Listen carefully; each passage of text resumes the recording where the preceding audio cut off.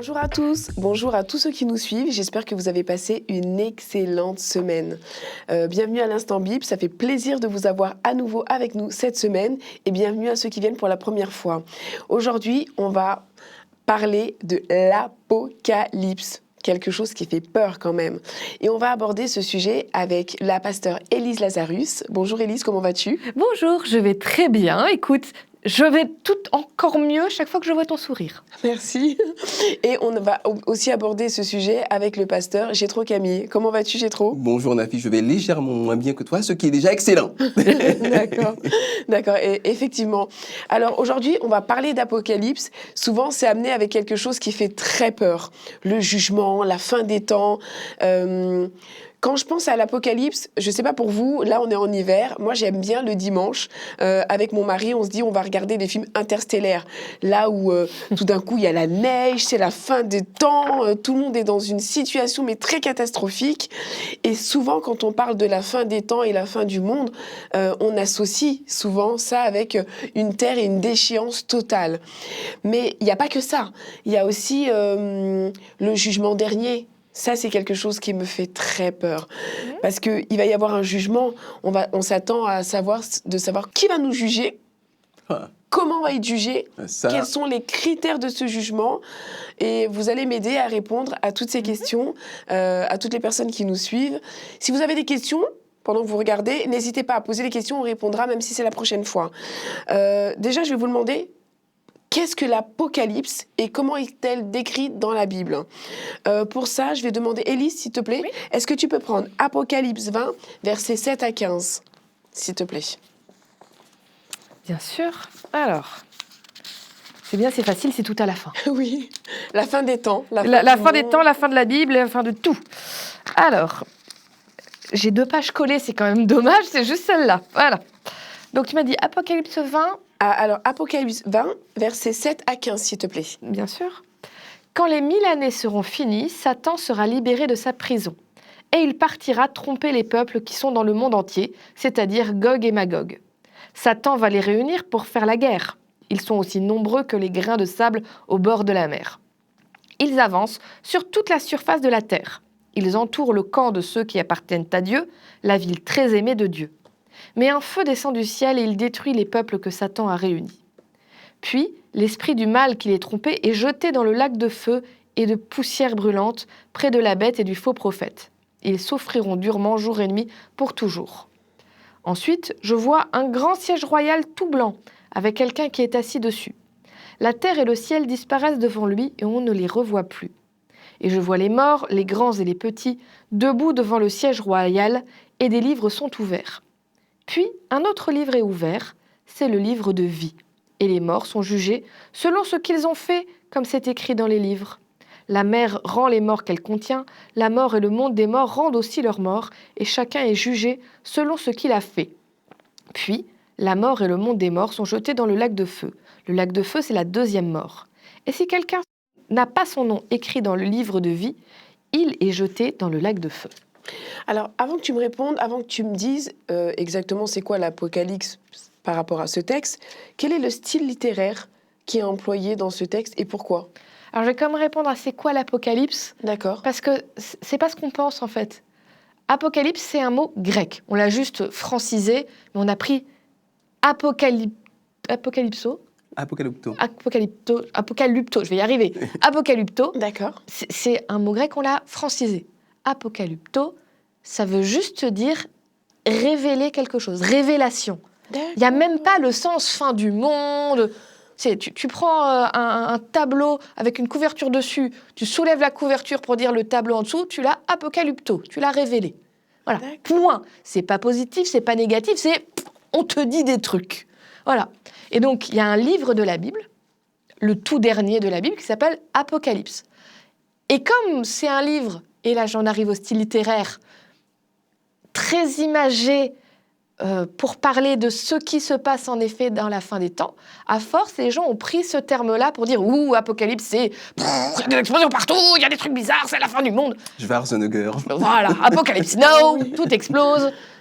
C'est pas le but, en fait. C'est pas le message profond du livre. Il n'est pas là pour faire peur, il est là pour te dire Dieu a la main sur toute chose et au contraire, n'aie pas peur.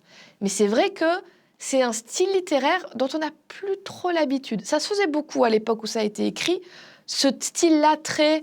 on met plein d'images pour parler des choses. C'est des fables de La Fontaine version très énervée. C'est pas les renards et le corbeau, c'est un dragon, des bêtes avec plein de têtes, des cornes partout, des prostituées.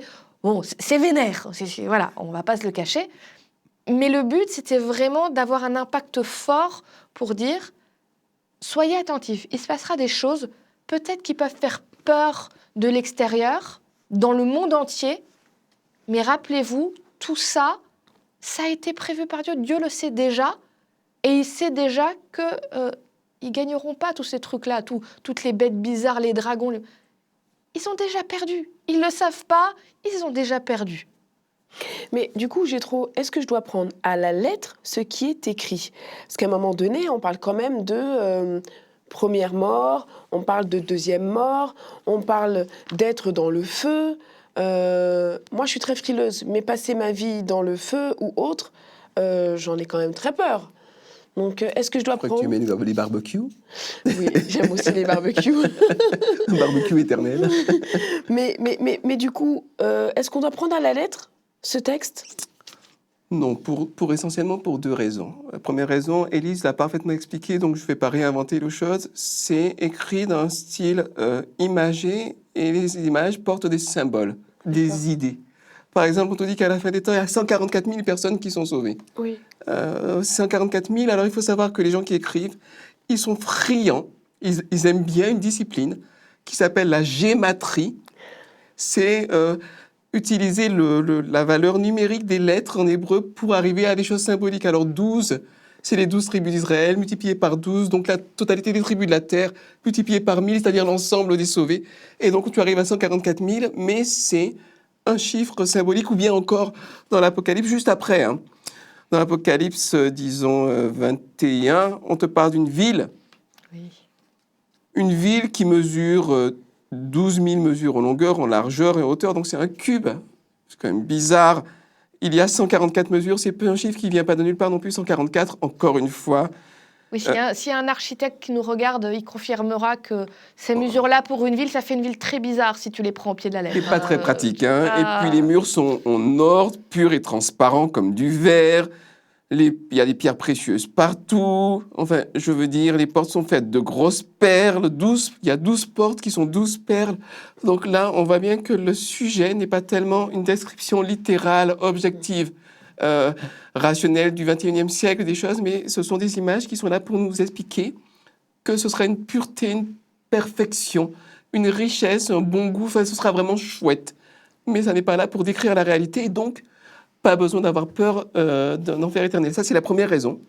Des symboles, ce sont des symboles. D'accord. Et la deuxième raison, c'est que les gens qui écrivent, là en l'occurrence Jean, ce sont des gens qui ont une culture sémitique. Dans la culture sémitique, tout ce qui se passe est le fruit de la volonté de Dieu. Et à la fin du temps, il est parlé de catastrophes écologiques, de catastrophes de guerre, de choses comme ça. Et on a l'impression, quand on lit ce style littéraire-là, que c'est Dieu qui va envoyer les catastrophes. Mais en fait, non. Ces catastrophes-là sont le fruit de l'action de l'être humain. Et quand on regarde ce qui se passe maintenant, avec non seulement le réchauffement climatique, mais aussi la disparition de plein de petites bêtes. Je ne sais pas si vous vous souvenez des libellules, on n'en voit presque plus, Oui. les papillons. Oui. Toutes ces choses-là de mon enfance, elles ont presque disparu. Voilà, on est en plein dans ce que l'Apocalypse a dévoilé, mais ce n'est pas le fruit de l'action de Dieu, c'est le fruit de l'action de l'homme. Donc il n'y a pas besoin d'avoir peur de Dieu, il faudrait plutôt avoir peur de nous-mêmes, parce qu'on est quand même, nous, peut-être notre plus grand ennemi. Alors là, pour moi, c'est très clair. Par contre, comment comprendre ce texte de façon générale? Moi, c'est le jugement. Qui va nous juger? J'aimerais comprendre, est-ce que mon jugement, il a déjà commencé? Parce qu'on a dit précédemment, pour ceux qui n'ont pas suivi l'émission d'avant, allez regarder, que ce ne sont pas nos actes qui vont nous sauver. Mais il y a quand même un jugement. Qu'est-ce qui va juger alors? Qu'est-ce qui va se passer? Alors, il y a des gens qui se sont amusés à faire des chronologies en utilisant des textes de la Bible prophétique, Daniel, Apocalypse, un petit peu aussi dans Ézéchiel. Voilà, tu peux mettre une chronologie. Je ne suis pas sûre que ce soit ça le plus important de savoir à quel moment ça a lieu. D'accord. Là, je ne peux pas te faire tous les textes parce que ça demande vraiment de prendre le temps de prendre texte par texte. Mais moi, quand j'ai étudié ça, que j'ai regardé tous les textes qui parlent de jugement, si je caricature un petit peu ce que ça donne, tu imagines un moment en effet de jugement avec deux possibilités. La première, c'est tu viens, tu es représenté par Jésus. Jésus est ton avocat. Et Jésus est l'avocat le plus fou du monde parce que il dit « Je viens me présenter en tant que son avocat, mais c'est moi qui subis sa peine s'il y a une peine et ne le jugez pas lui ou elle, jugez-moi à sa place. » Et donc, dans ce cas-là, Jésus dit « Moi, je lui ai promis que s'il croit en moi et qu'il veut que je le sauve, je me présente à sa place. Je suis son représentant. Donc, jugez-moi. » Et comme Jésus est parfait, on fait « Bah, ok, banco, signé. » Et lui, il est dans l'équipe de Jésus, voilà. Ou tu as le choix de dire « Ben non, Jésus, je ne veux pas de toi comme avocat. » Et dans ce cas-là, tu es représenté tout seul. Et là, on regarde et malheureusement, on peut être une personne aussi bien qu'on veut. Aucun d'entre nous n'est parfait, n'est sans faute. Et du coup, là, il y a un jugement, si tu veux, qui a lieu. Alors, c'est un peu caricatural ce que je dis là, mais c'est pour ça qu'il y a bien un jugement, mais qu'on peut dire on n'est pas jugé sur nos actes, sur nos performances. Sur nos performances. C'est parce que quand on choisit Jésus, ce n'est pas nous, quelque part, qui sommes jugés, c'est lui qui se présente à notre place. Alors, est-ce que je peux dire, excuse-moi, est-ce que je peux dire que j'aime tellement Jésus, il a pris déjà tous mes péchés, c'est déjà énorme, mais on doit quand même avoir un bon comportement, parce que qui aimerait que ses parents ou ses enfants nous représentent quelque part et prennent une sentence à notre place. Donc il est évident que forcément, mieux je me comporte et mieux sa sentence à lui, même s'il n'y aura pas de sentence ou autre, c'est quand même mieux qu'il représente des personnes qui ont essayé de bien se comporter. Alors je le dirais un petit peu différemment. Je dirais, si j'essaye d'agir bien par rapport au jugement, je suis cuite.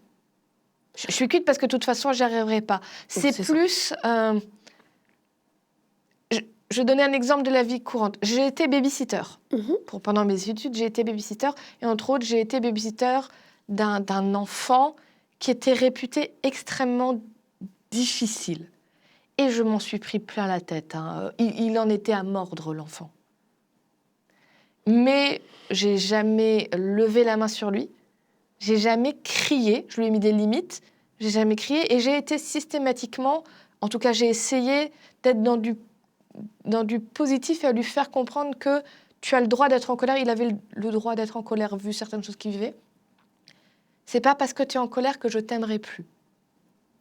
Et il y a des bêtises qu'il a faites que j'ai prises sur moi parce que je voulais pas qu'il soit puni pour certaines choses. Bon, bref. Et un jour, il y a un déclic qui s'est fait chez cet enfant parce qu'il a vu que quoi qu'il arrive, je l'aimais.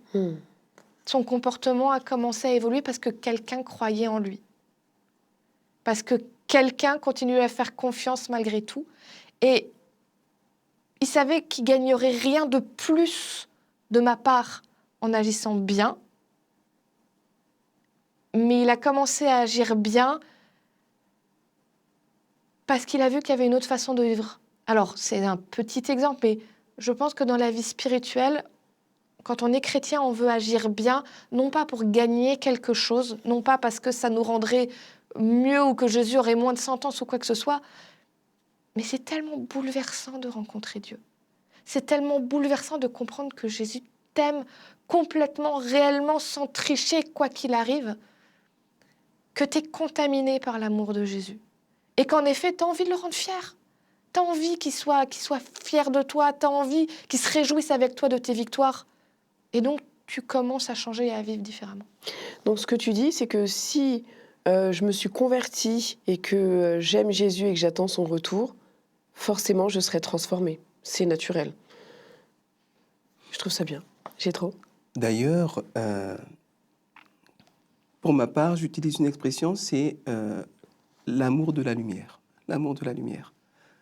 Quand j'aime la lumière, je vais naturellement m'orienter vers la lumière, un peu comme le tournesol, qui suit la course du soleil. Et puis, je vais bénéficier de l'énergie de la lumière et ça va me faire grandir, tout simplement. Et pour abonder dans le sens de ce que disait Élise, et peut-être pour le dire un petit peu différemment, c'est pas parce que je suis chrétien que j'aime Jésus. Enfin, c'est pas parce que je crois en Dieu que j'aime Jésus et que je suis Jésus. Et ça n'est pas parce que je suis athée ou agnostique que je n'aime pas Jésus. Ça dépend de ce qu'on veut dire, ce qu'on signifie, et de toute la richesse qu'on met derrière le terme aimer ou suivre Jésus. Et je pense, et la Bible dit très clairement dans Romains chapitre 2 et 3, qu'il y a plein de gens qui ne disent bon, la religion, la Bible, etc., je m'en moque, ça ne m'intéresse pas, etc., mais qui vont avoir cet amour de la lumière, qui vont avoir cet amour, cette attitude que tu as très bien décrit dans ce témoignage, qui était très touchant. Merci, Élise. Parce qu'il y a des gens qui ne connaissent peut-être pas Dieu ou qui ne s'intéressent pas à Dieu, mais qui vont connaître Dieu et s'intéresser à Dieu au travers de choses très concrètes et très belles. Et dans ce sens-là, ils sont comme les tournesols qui s'orientent vers la lumière.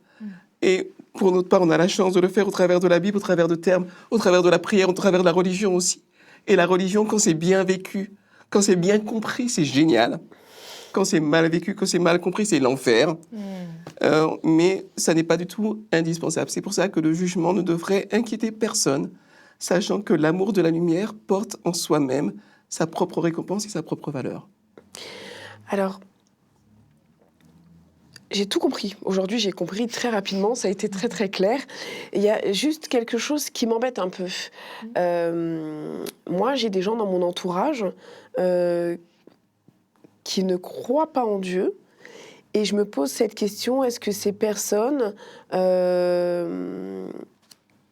ça va rejoindre un petit peu ce que tu as dit tout à l'heure, mais c'est ça, j'ai pas très bien compris. Elles vont être jugées aussi. Est-ce qu'elles vont être conscientes qu'elles vont être jugées? Est-ce que ce jugement se fera en même temps que nous? Est-ce que ce jugement intervient forcément à la fin des temps? Est-ce qu'on est jugé tout au long de notre vie? Et ça reste juste quelques petites interrogations comme ça. Il y a une double dimension. J'en évoquais une seule. Là, on parle du jugement de toi, de moi, d'Élise, etc. Ça, c'est Dieu qui porte un regard sur nous, c'est une chose. Oui. J'aimerais parler d'un jugement plus rudimentaire et plus simple. C'est le jugement intrinsèque de la réalité. Alors, je vais m'expliquer, parce que je suis encore assez confus, là. Je vais m'expliquer.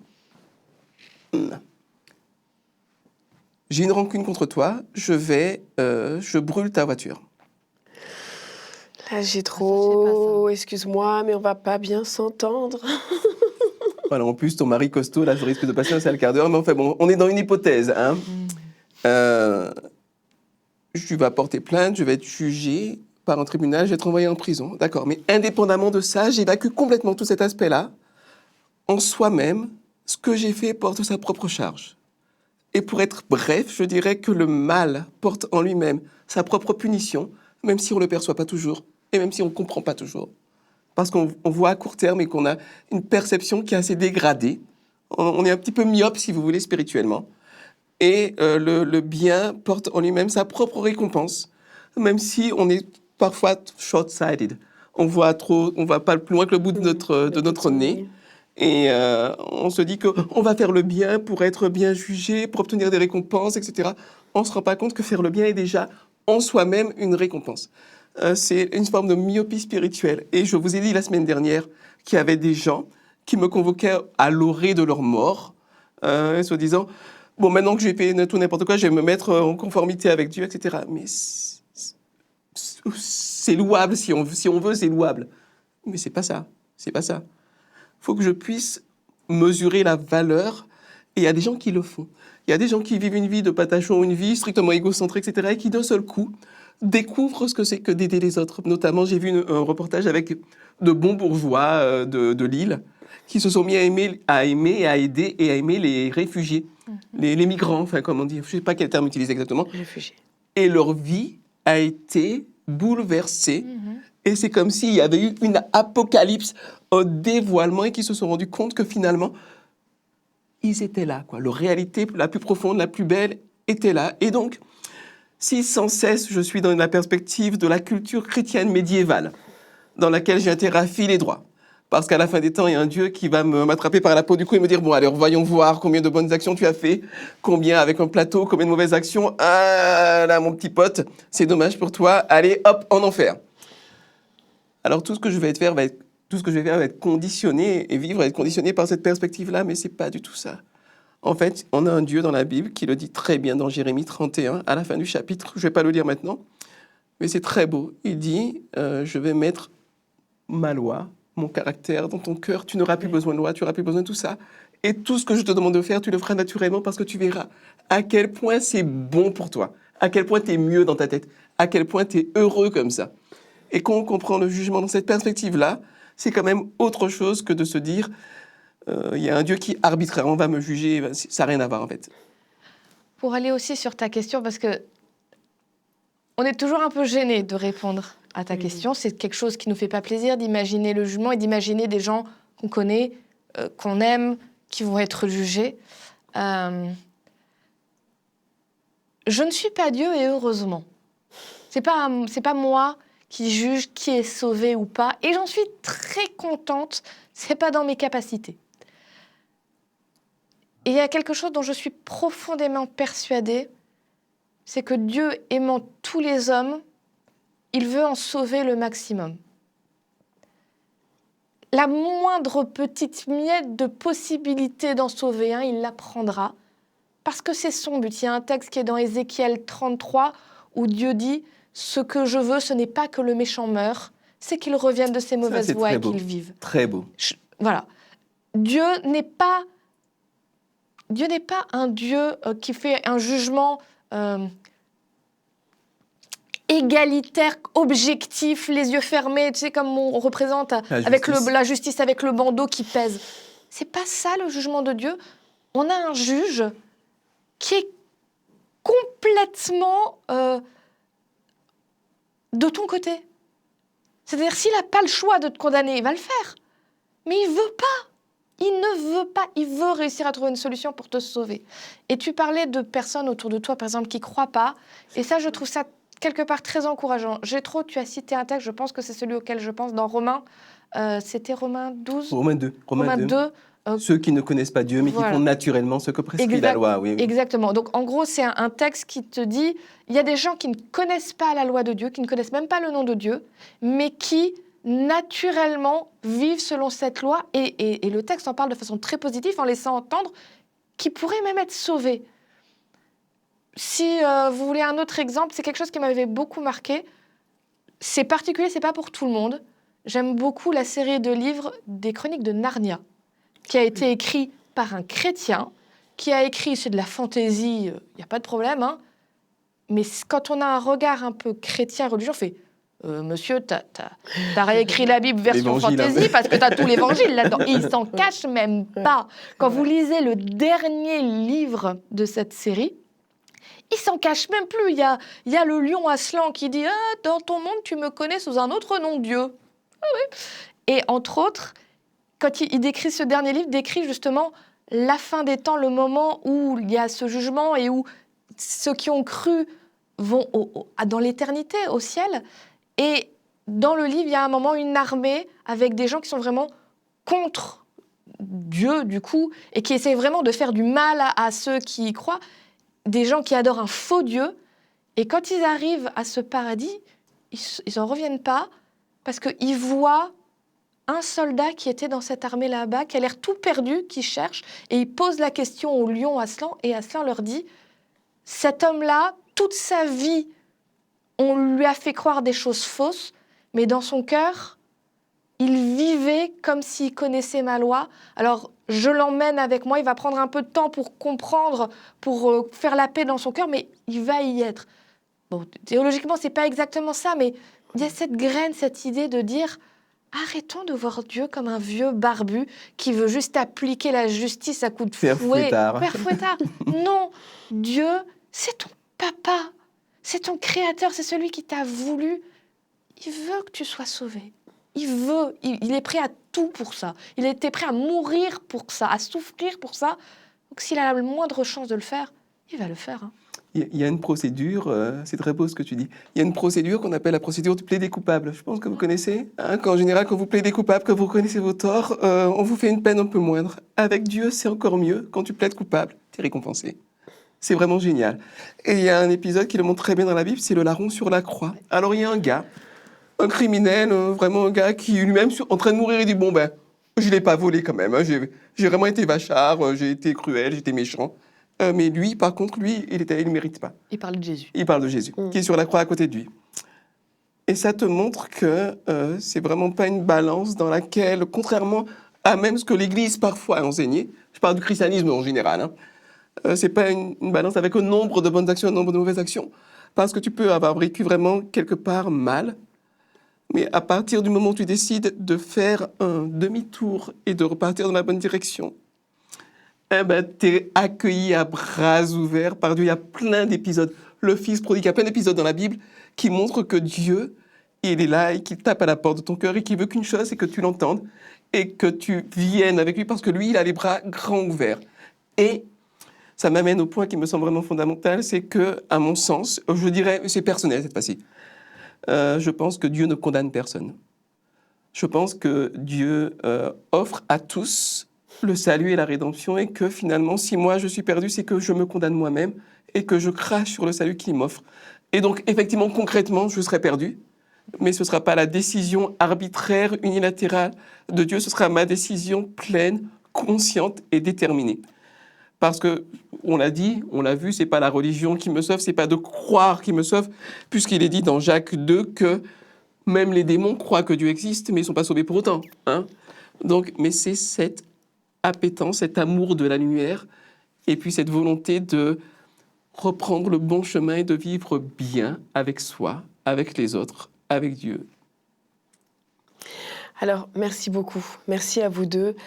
Si je devais conclure, je dirais que j'ai compris le jugement, tout le monde va être jugé, mais notre comportement n'influera en rien en la décision pour la vie éternelle. Jésus a déjà tout payé et à un fort prix. Par contre, je pense qu'il est quand même bon de se comporter selon les valeurs chrétiennes, les valeurs aussi qu'on a reçues dans notre famille, le vivre ensemble. On l'a vu précédemment dans un super texte qui disait que Dieu nous demande d'être toujours en joie, d'être heureux, de ne pas rendre le mal pour le mal. Et c'est quand même mieux que d'avoir un bon comportement, que d'avoir un comportement qui ne serait pas adapté. Et il faut bien aussi penser que quand on ne se comporte pas bien, Jétro, tu l'as très bien dit tout à l'heure, on se donne sa propre peine. On va porter ses propres fardeaux. Et à être bien et à être heureux, ça ne peut être que bénéfique, et pour nous-mêmes, pour les autres, et surtout pour votre santé. Donc, tout bénef. Tout est bénef. J'espère que ça vous a plu, que vous avez compris comme moi j'ai compris. Je te remercie énormément, Jétro. Je te remercie énormément, Élise. N'hésitez pas à nous poser des questions, que ce soit quand vous allez nous entendre à la radio ou quand vous allez poser vos questions dans la barre d'infos en dessous. Merci beaucoup pour le temps passé ensemble et je vous dis à la semaine prochaine. À la semaine prochaine. À la semaine prochaine.